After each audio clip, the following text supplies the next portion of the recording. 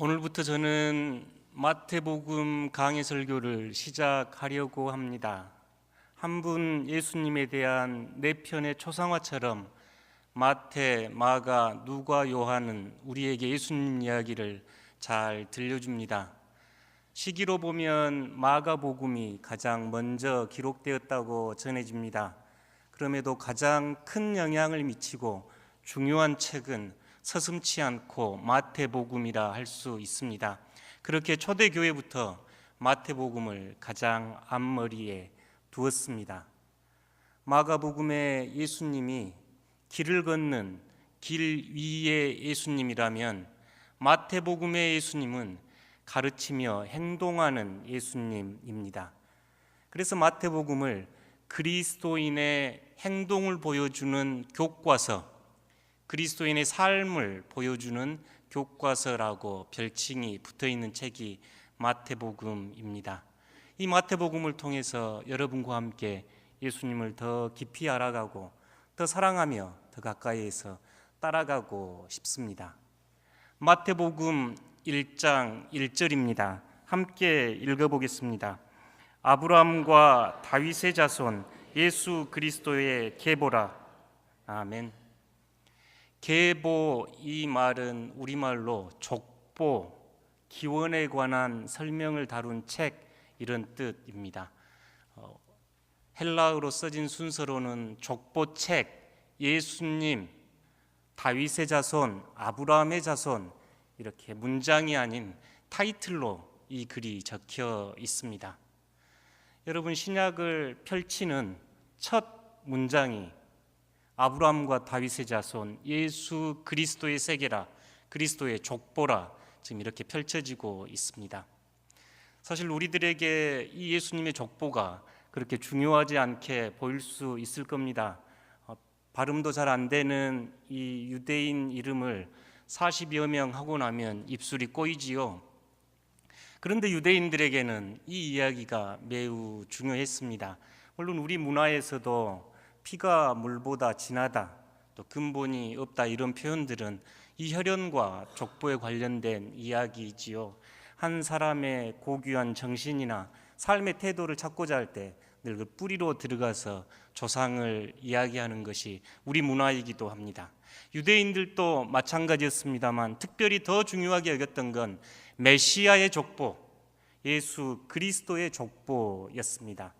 이곳에 등장하는 세 사람, 아브라함, 다윗, 예수님은 우리에게 보여주는 그리스도의 참 모습들을 보여주기 때문에 그렇습니다. 일찍 창세기 12장에 보면 아브라함을 하나님께서 부르시고 그에게 복을 내려주시는 이야기를 우리가 읽을 수 있습니다. 약 기원전 1750년경으로 보입니다. 창세기 2장과 3절을 함께 읽어보겠습니다. 내가 너로 큰 민족을 이루고 내게 복을 주어 내 이름을 창대하게 하리니 너는 복이 될지라. 너를 축복하는 자에게는 내가 복을 내리고 너를 저주하는 자에게는 내가 저주하리니 땅의 모든 족속이 너로 말미암아 복을 얻을 것이라 하신지라. 아멘. 이 아브라함, 열방의 아비를 통해서 하나님께서는 그분이 꿈꾸신 모든 복을 아브라함을 통해 아브라함 후손에게 내려 주겠다고 합니다. 그러니 아브라함의 자손은 택함받는 주의 백성들이었습니다. 두 번째 이름이 다윗입니다. 다윗은 이스라엘의 두 번째 왕으로 약 1000년경을 BC 1000년경에 살았던 사람입니다. 사실 원어 성경에 보면 이 다윗이 아브라함보다 먼저 나옵니다. 그리고 마태는 성경에서 다윗의 자손인 예수님을 매우 강조합니다. 왜 그런가요? 바로 다윗의 뿌리에서, 이새의 뿌리에서 메시아가 오기 때문에 그렇습니다. 경건한 유대인들이 매일 3번 드리는 기도문은 이렇습니다. 다윗의 줄기를 속히 일으키소서, 그의 구원의 뿔을 속히 드소서, 우리가 종일 구원을 기다리나이다. 유대인들이 매일 드리는 기도문입니다. 그들은 다윗의 뿌리에서 메시아가 나셔서 그 메시아가 메시아 왕국을 선포하고 그들에게 참 평화, 샬롬을 허락할 것이라고 믿고 있기에 이렇게 기도를 하고 있습니다. 이 마태복음 1장에 나오는 족보는 크게 세 구분이 되어 있습니다.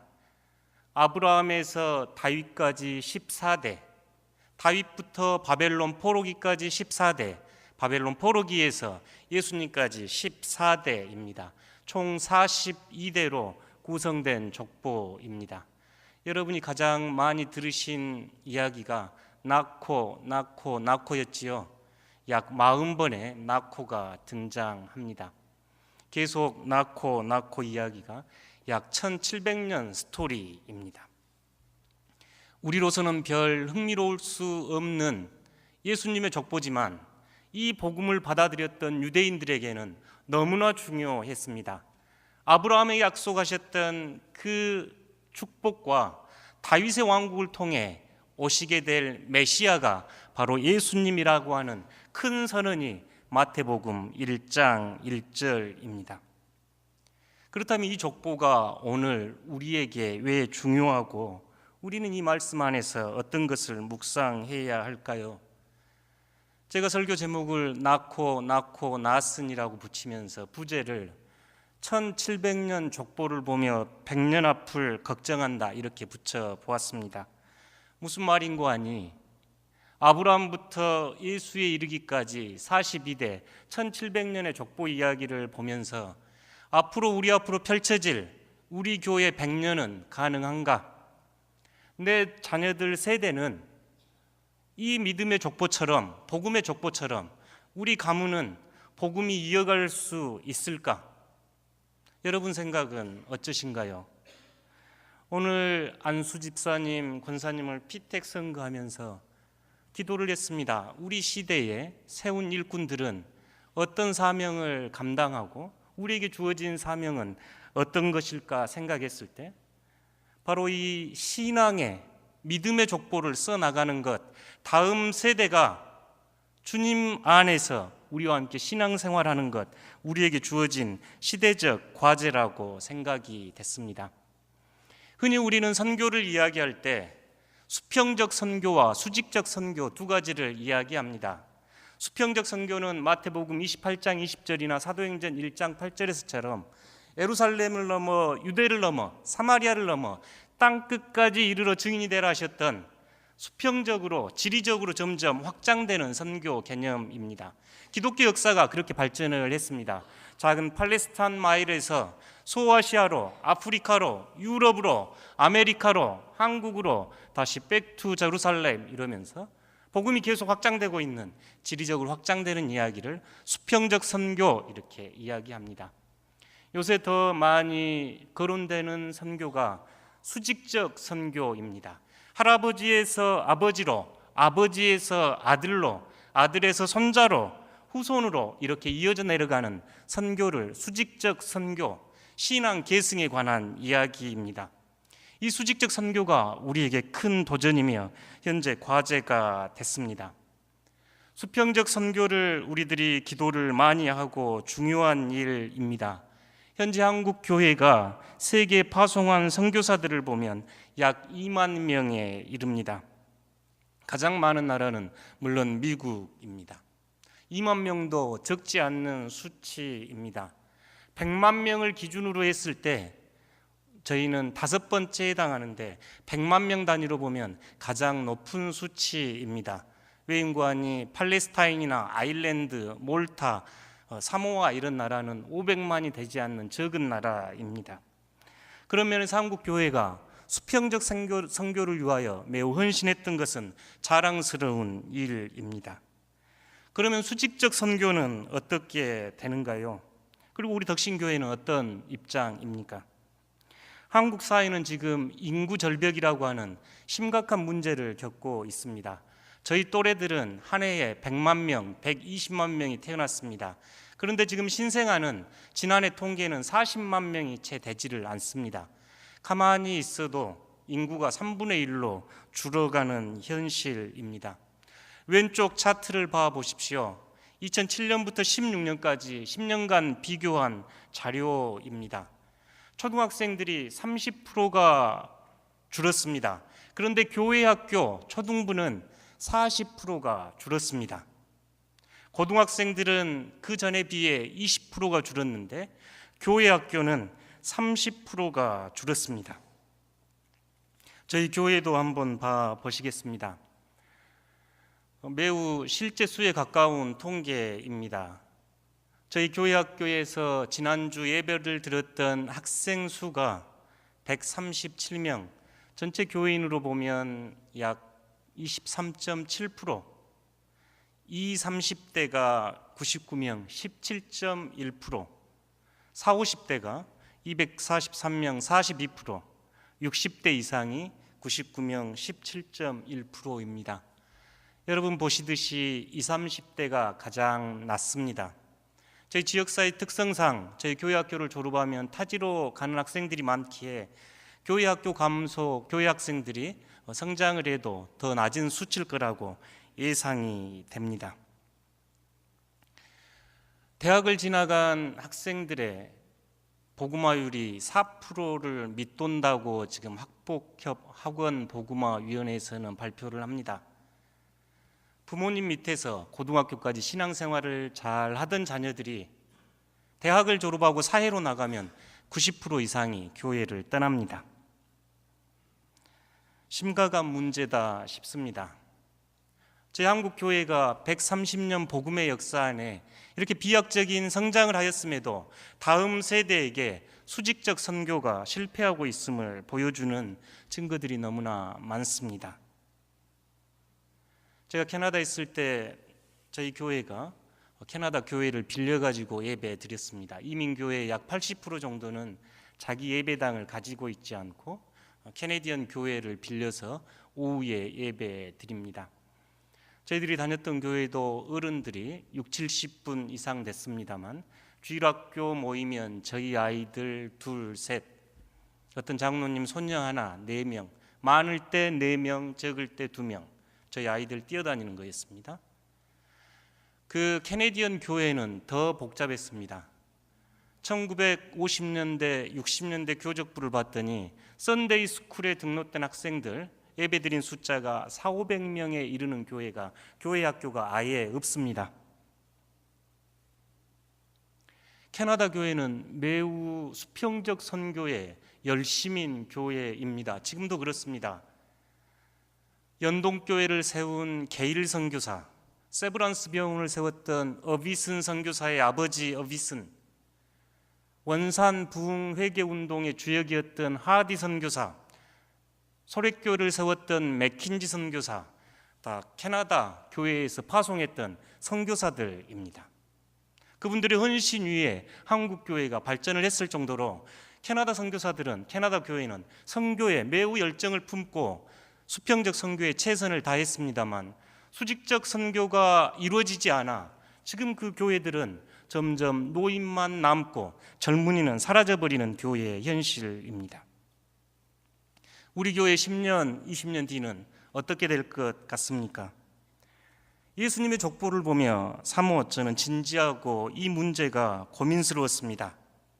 여러분, 어떻게 우리가 대처해야 할까요?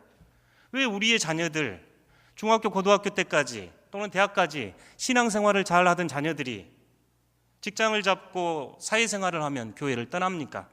왜 타지로 대학생활을 시작하면 교회를 떠나가게 된가요? 우리가 어떻게 교육을 했길래 무엇이 문제일까요? 먼저 사회적인 요인을 살펴보겠습니다. 현재 우리 사회는 매우 심각한 세대 간의 갈등과 차이를 경험하고 있습니다. 저 시대 구분이나 특징은 사람마다 다르고 지역이나 계층에 따라 좀 다를 수 있습니다만 크게 저희가 60, 70대를 산업화 세대, 저희 한국의 경제 성장을 위해서 자신들을 헌신했고 가족을 위하여 헌신했던 분들입니다. 이분들에게 중요한 이데올로기는 방공, 국가, 경제성장 등입니다. 이분들의 헌신과 수고 위에 우리나라가 이만큼 왔습니다. 반면에 40대, 50대로 넘어오면 이제 이분들은 민주화 세대라고 일컬어집니다. 올림픽을 경험했습니다. 세계를 바라보기 시작했습니다. 통일과 평화가 중요하다는 것을 인식하기 시작한 세대입니다. 반면에 20대, 30대는 서태지와 아이들의 노래를 듣고 자란 세대들입니다.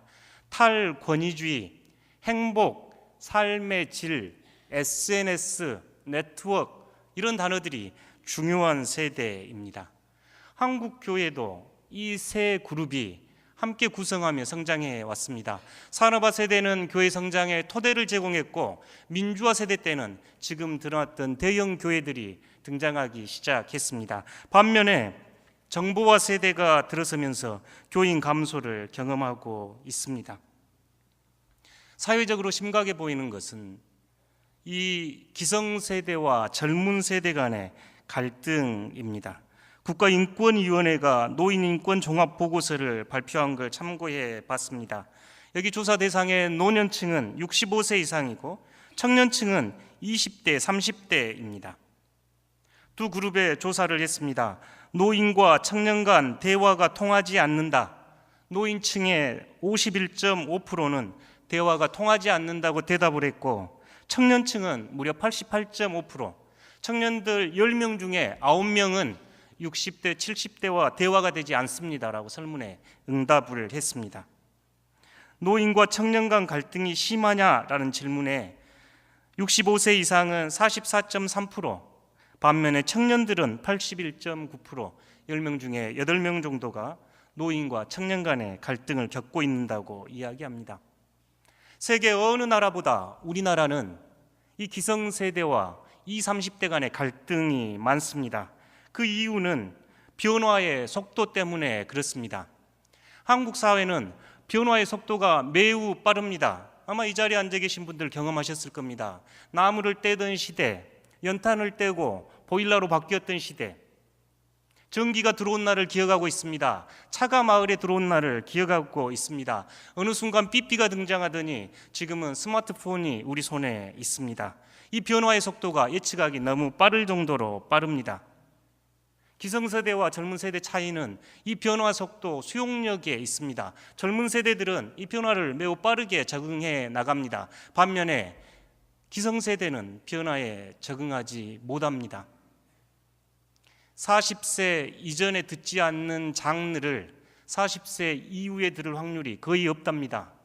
35세 이전에 먹지 않았던 음식을 그 후에 먹지 않는답니다. 물론 늘 예외적인 5%는 있습니다. 연세가 많이 드셔도 젊은이 같은 이들이 있는가 하면 젊으면서도 노인 같은 경직된 사고를 할 수 있는 분들이 있습니다. 그러나 보편적으로 그렇다는 이야기입니다. 지금 우리 사회가 겪고 있는 갈등과 대안을 찾기 위해서 정부와 각 연구기관들이 지금 연구 주제로 삼고 있는 주제 중에 하나입니다. 그러면 교회 안에서는 어떤가요? 그럼 교회 안에서는 이 세대 간의 갈등, 신앙의 갈등은 없는가요? 일반 사회가 겪는 갈등과 비슷하다 보입니다. 첫 번째, 문화적인 요인이 상당히 큽니다. 교회 신앙은 늘 본질을 강조하다 보니 변하지 않는 것이 특징입니다. 진리의 불변성을 늘 교회는 강조하다 보니 문화까지도 변하지 않아야 된다고 생각을 하는데요. 단적인 예로 저희 앞에 있는 악기들입니다. 지금 저희는 피아노 없는 예배를 상상할 수 없지요. 처음에 피아노가 놓여졌을 때 교회가 굉장히 반대를 했습니다. 교회의 악기는 오르간이어야지 어떻게 피아노를 놓을 수 있느냐. 여러분, 저희 30대, 40대, 50대 교회에 기타가 들어온 날을 기억할 겁니다. 어른 세대들이 경박한 악기라고 기타, 드럼 교회에서 못 치게 했습니다. 문화는 이렇게 변해 갑니다. 우리에게 자연스럽습니다. 저희들이 많이 부르는 찬송가도 그렇습니다. 찬송가 585장은 마틴 루터가 종교개혁을 하면서 내주는 강한 성이요 하고 지었던 찬송가였습니다. 루터를 따르는 이들이 이 찬송가를 부르기 시작할 때 종교개혁에 반대했던 이들이 경박한 노래 부른다고 거부를 했습니다. 우리 젊은이들이 CCM이나 복음송가를 부를 때 가끔 어른들이 찬송가를 불러라고 하는 이야기를 듣기도 합니다. 교회 안에서 본질적인 요소가 아닌 문화는 다 바뀌어야 한다. 이것이 온누리교회를 사역하셨던 하영조 목사님의 논리였습니다. 그래서 그 교회는 문화사역을 열심히 감당했지요. 그러나 대부분의 교회들은 문화사역을 잘 감당하지 못하고 있습니다. 다른 또 하나는 탈권위주의입니다. 지금 시대는 권위주의에 매우 반감을 가지고 있습니다. 직장인들도 경험하고 있고 교회 안에서, 가정 안에서도 경험합니다. 그런데 교회의 많은 요소들은 여전히 권위적인 요소들이 있기에 20, 30대가 불편할 수밖에 없습니다. 다른 세 번째 하나는 공감 부족입니다. 소통 능력의 부재가 현실적이기도 합니다. 마지막 하나는 젊은 리더십 부족입니다. 교회의 주요 결정사항에 대해서 젊은이들의 목소리는 거의 반영되지 않습니다. 제가 국제회의를 참여할 때 요청받는 쿼터가 있습니다. 청년 1명, 여성 1명, 교회 대표 1명 이렇게 3명을 저희에게 보내주십시오 하고 요청을 받습니다. 이미 세계교회는 청년들의 목소리, 여성들의 목소리를 듣기 위하여 같은 대의원의 수를 확보해서 회의를 진행하고 결정을 합니다만 아직 한국 교회의 현실은 요원해 보입니다. 저희 교단의 가장 큰 총회인 대한예수교 장로회 총회 총대가 1,500명인데 여성 대의원 수가 1%를 미만입니다. 15명, 30명이 되지 않아서 10%를 할당해야 한다는 목소리가 있을 정도입니다. 물론 젊은 층을 위한 이야기는 아직 없습니다. 그러니 교회 전체가 20, 30대들이 보기에는 매우 소통이 되지 않고 공감하지 못하는 그런 공동체로 비춰질 것입니다. 이러니 교회 안에서 매력을 잃고 그들이 활동을 할 수 있겠습니까? 저희 근본적인 질문은 여기에 있습니다. 그렇다면 우리는 어떻게 대비하고 어떻게 준비해야 합니까? 서양 교회처럼 아름다운 교회당이 이제 팔려서 전시관으로, 문화관으로, 심지어는 술집으로 바뀌는 것이 지금 현상입니다.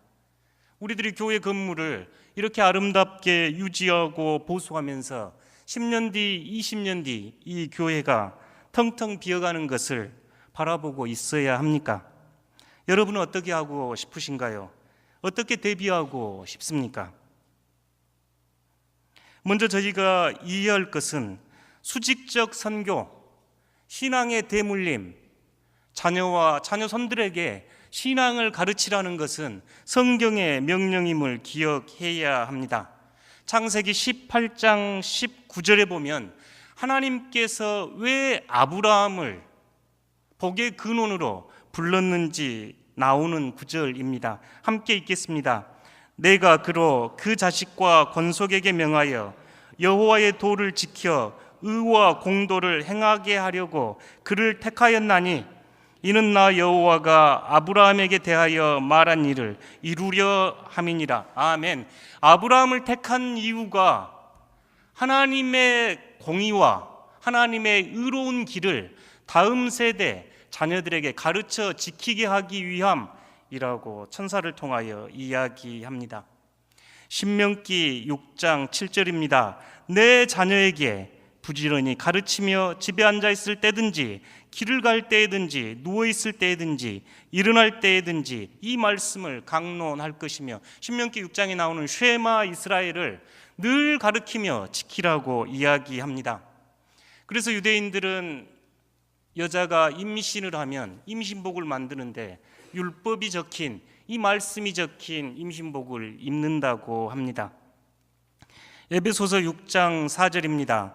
또 아비들아 너희 자녀를 노엽게 하지 말고 오직 주의 교훈과 훈계로 양육하라. 성경 곳곳에서는 여러분 세대만 신앙생활을 하십시오가 아니고 다음 세대에 복음을 전하고 그들이 주의 길을 걷게 하라고 가르치고 있습니다. 수직적 선교가 실패했을 때 성경은 영적 암흑기를 겪고 있는 모습을 사사기를 통해서 보여줍니다. 우리가 사사 시대라고 하는 그 350년을 영적 암흑기라고 하는데요. 이때 패턴이 늘 일정합니다. 이스라엘 백성들은 우상 숭배를 하고 이들이 고통 중에 처할 때 사사들이 등장해서 하나님께 구원을 기도하면 그들에게 평안이 찾아옵니다. 그들에게 평안이 찾아오면 이들은 또다시 우상 숭배를 하고 또 사사들이 등장하고 이 패턴을 반복하는 이 350년을 영적 암흑기라고 이야기하는데요. 그 이유가 사사기 2장 7절 10절에 나와 있습니다. 함께 읽어보겠습니다.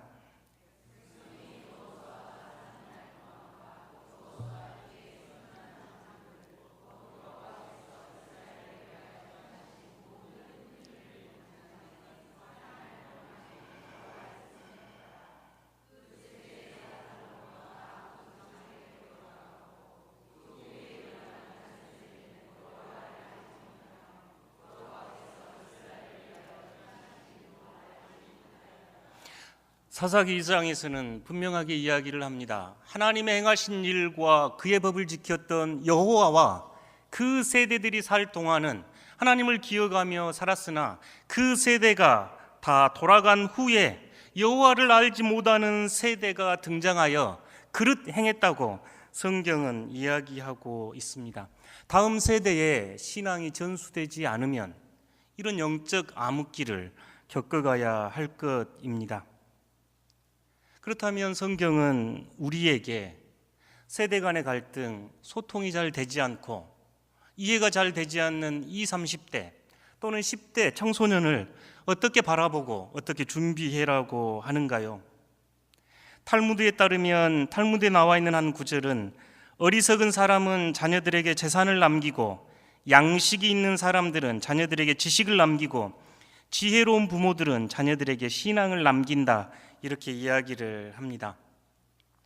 사실 이 짧은 설교 시간에 저희가 다음 세대를 위하여 구체적으로 무엇을 할 수 있는지 사실 답하기가 매우 어렵습니다. 정직하게 여러분과 함께 고민하며 기도하고 싶은 주제입니다.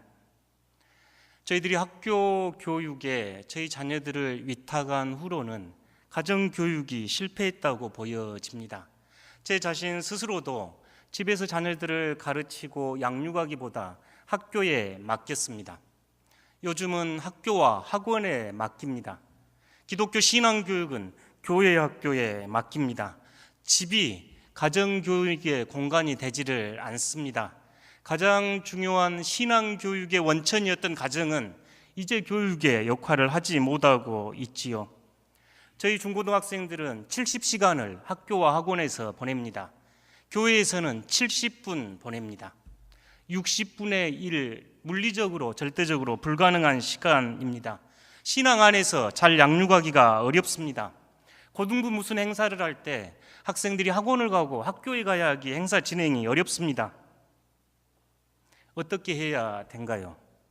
자녀들과 대화는 잘 되지 않고 20, 30대는 점점 교회에서 감소하고 저희의 사랑하는 자녀들은 최선을 다해보지만 부모를 떠나면 신앙을 떠나버리는 이 현실, 제가 영적 침체기, 영적 암흑기를 맞고 그 고통을 맛보아야 한가요? 아니면 이 시간이라도 새롭게 변화되어야 한가요?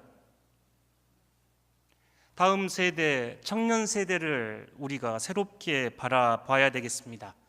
이해하지 못하지만 사랑해야 합니다. 브래드 피트가 나왔던 1992년 흐르는 강물처럼이란 영화입니다. 인생에서 영화 몇 편 꼽아봐라 그러면 꼽을 수 있는 영화이지요. 매우 아름다운 자연 환경과 그 강가에 있었던 낚시를 좋아했던 스코틀랜드 출신 장로교 목사 아버지에게 아들 둘이 있습니다. 큰 아들은 제법 얌전하고 똑똑해서 동부지방의 대학을 가고 대학을 마친 후 잠깐 집에 방문했고 후에 교수가 됩니다. 둘째 아들 폴, 브래드 피트입니다. 젊은 시절이지요. 이 폴은 마음은 따뜻하고 사람들, 친구들 좋아했습니다만 불의를 참지 못하고 늘 도박장이나 담배나 술로 아버지의 속을 썩이게 했습니다. 이 아버지는 이 낚시, 플라잉 피싱이라고 하는 이 낚시를 종교만큼 소중하게 여긴 아버지였습니다. 그래서 강가에 가서 이 아이들에게 낚시를 가르치고 그걸 즐거워했던 아버지였죠. 근데 저 브래드 피트가 술집에서 도박판에서 싸움을 하다가 어이없이 죽고 맙니다.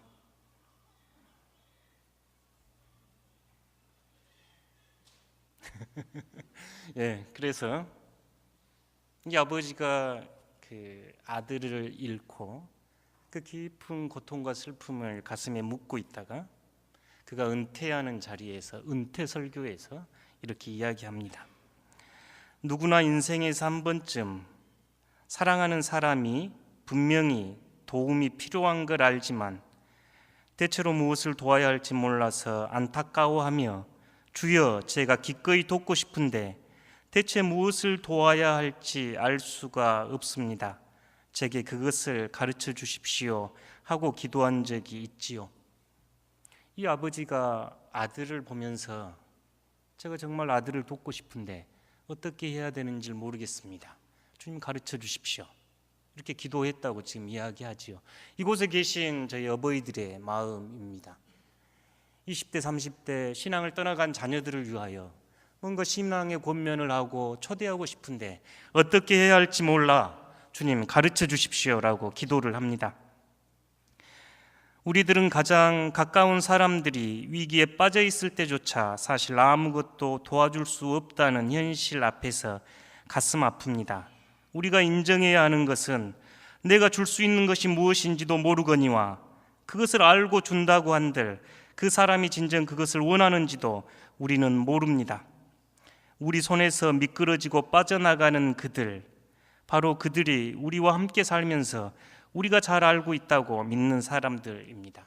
그러니까 우리의 자녀들 우리가 잘 알고 있다고 생각하고 그러지만 늘 우리의 기도와는 다르게 빠져나가 버리는 이야기하고 있지요. 마지막 문장이 명문입니다. 그럼에도 불구하고 우리는 그들을 사랑할 수 있습니다. 그들을 완전히 이해할 수는 없지만 온전히 사랑할 수는 있습니다. 이 글을 읽고 가슴이 먹먹해졌습니다. 저희 다음 세대, 저희 10대 청소년들, 어른들 눈에는 어설퍼 보이고 심지어는 불량해 보이고 또는 신앙을 떠나 안타까운 이들, 그들의 언어와 사고, 문화를 우리가 완전히 이해할 수는 없지만 완전히 사랑할 수는 있습니다. 우리 시대의 우리 어른들이 이 완전한 사랑을 회복해야 할 것입니다.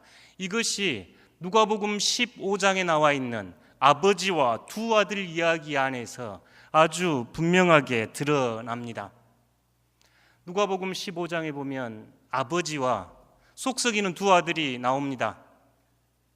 작은 아들은 재산을 요구해서 떠나가고 큰 아들은 아버지에게 원망과 비난을 하며 아버지에게 화를 내고 있는 장면이 누가복음 15장입니다. 헨리 나우에는 이 누가복음을 탕자의 귀향, The Prodigal Son, 탕자라고 책을 썼고 팀 켈러라고 하신 분은 탕부 하나님, The Prodigal God 이렇게 썼습니다.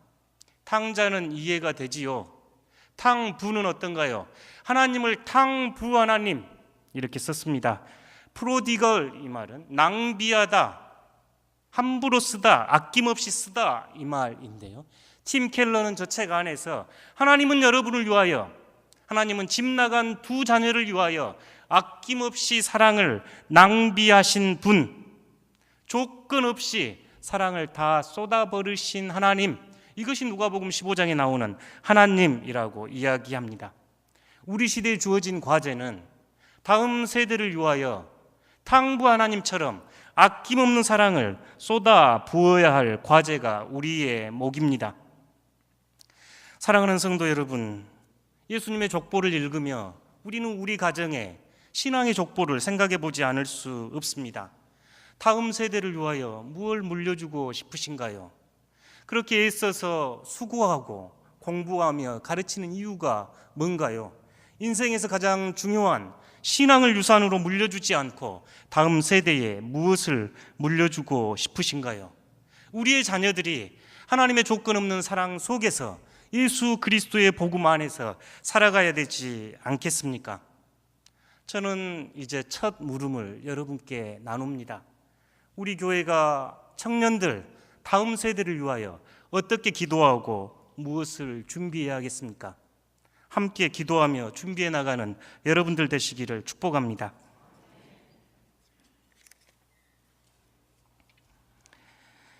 예수님의 족보를 보며 우리 신앙의 유산이 가정마다 대대로 흘러가기를 간절히 소망합니다.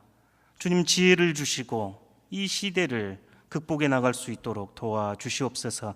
예수님 거룩하신 이름으로 기도드립니다. 아멘.